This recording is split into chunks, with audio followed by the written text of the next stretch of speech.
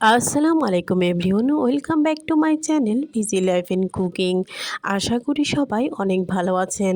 আমি আজকে আপনাদের সাথে শেয়ার করব চিকেন বান।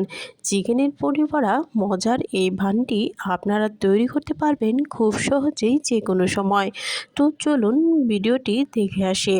আশা করি ভালো লাগবে, অবশ্যই পুরো ভিডিওটির সাথেই থাকবেন। আমি এখানে নিয়ে নিলাম 2 কাপ ময়দা। এবার এখানে দিয়ে দিলাম পরিমাণ মতো লবণ এবং 1 টেবিল চামচ চিনি। এ পর্যায়ে দিয়ে দিলাম একটি ডিম। এবার এখানে দিয়ে দিলাম পরিমাণ মতো ইস্ট। এবার আমি একটি পারফেক্ট ডো তৈরি করে নিব। তো আমি এখানে ডো তৈরি করার জন্য কুসুম গরম পানি ব্যবহার করেছি। এখানে একেবারে পানি না দিয়ে অল্প অল্প করে পানি দিয়ে আমি খুব সাবধানে ডোটা তৈরি করে নিচ্ছি। তো যখন এ পর্যায়ে চলে আসবে তখন আমি এখানে দিয়ে দিলাম সামান্য সয়াবিন তেল। এবার খুব ভালোভাবে ডোটা মথে নিতে হবে। তো এখন দেখুন আমি এই ডোটি রেস্টে রেখে দিব 10 থেকে 15 মিনিটের জন্য। এজন্য আমি বাটির চারদিকে কিছুটা তেল দিয়ে দিয়েছি, যেন ডো যখন ফুলে উঠবে তখন যেন চারদিকে লেগে না যায় এবং খুব সহজেই ওঠানো যায়। এবার ডোটা রেস্ট হতে হতে আমি এখানে নিয়ে নিলাম চিকেন। তো দেখুন এই চিকেনটা কিন্তু আমি ম্যারিনেশন করে রেখে দিয়েছিলাম আগেই। আমি কিন্তু বাসায় এভাবে ম্যারিনেশন করে চিকেন রেখে দেই, তাহলে যে কোনো সময় চটপট যে কোনো কিছু তৈরি করে যায়। তো এখানে আমি ম্যারিনেশন করেছিলাম আদা বাটা, রসুন বাটা, জিরা বাটা, তারপরে দিয়েছিলাম পরিমাণ মতো লবণ, মরিচ গুঁড়া, হলুদের গুঁড়া এবং সয়া সস, সামান্য একটু দুধ, সামান্য চিনি এবং এখানে ব্যবহার করেছিলাম সয়া সস। এইভাবে সবগুলো উপকরণ একসাথে মাখিয়ে ডিপ ফ্রিজে রেখে দিয়েছিলাম। তো এইভাবে রেখে দিলে কিন্তু যে কোনো সময় বের করে যে কোনো ধরনের নাস্তাই তৈরি করা যায়। তো আমি এখানে চিকেন ছোট ছোট করে কেটে নিয়েছি এবং সাথে দিয়েছি সামান্য আলু।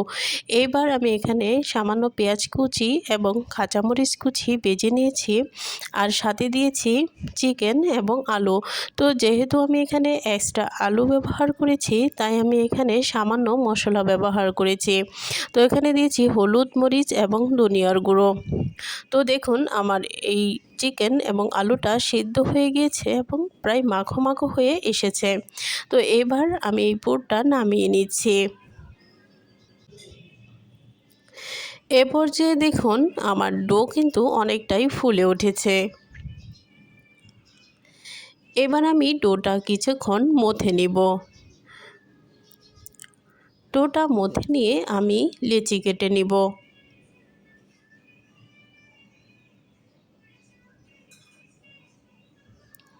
তো আমি এখানে এক একটি লেচি দিয়ে আমি এক একটি রুটির মতো তৈরি করে নিব।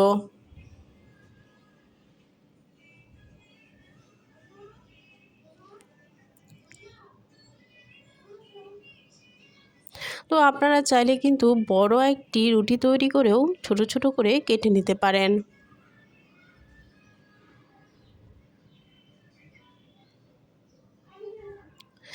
এবার আমি এখানে সাইজ করে কেটে নিচ্ছি।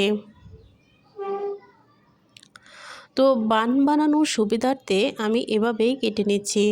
আপনারা চাইলে যে কোনোভাবে কেটে সাইজ করে নিতে পারেন।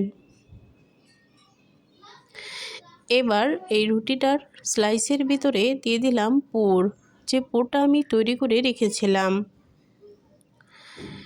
এবার এই যেন ভিতর থেকে পুরগুলো বের হয়ে না যায় এজন্য আমি একটি কাঁটা চামচের সাহায্যে যে বানের মুখ বা চারপাশের এরিয়া রয়েছে সেটা চেপে চেপে দিয়ে দিব।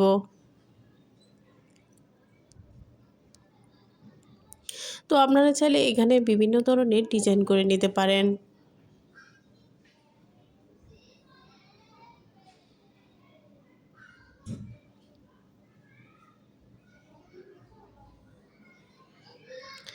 এবার দেখুন আমি আরেকটা বান তৈরি করে নিচ্ছি।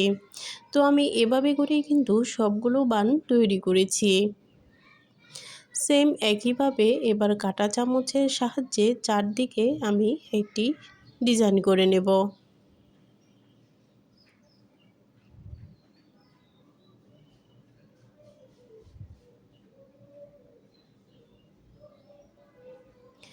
এবার একটি প্যানে তেল গরম হয়ে আসলে আমি একে একে বানগুলো দিয়ে দিব। তো এখানে চুলার আঁচ কিন্তু বেশি রাখা যাবে না, তাহলে বানগুলো পুড়ে যাওয়ার সম্ভাবনা থাকে। এবার আমি ধীরে ধীরে বানগুলো ভেজে নিচ্ছি। আমার ভিডিও যদি আপনাদের কাছে ভালো লেগে থাকে অবশ্যই কমেন্টে জানাবেন, সাবস্ক্রাইব করবেন এবং বেল বাটনে একটি ক্লিক করে দিবেন। তো দেখুন কত মজাদার চিকেন বান হয়ে গিয়েছে। আল্লাহ হাফেজ।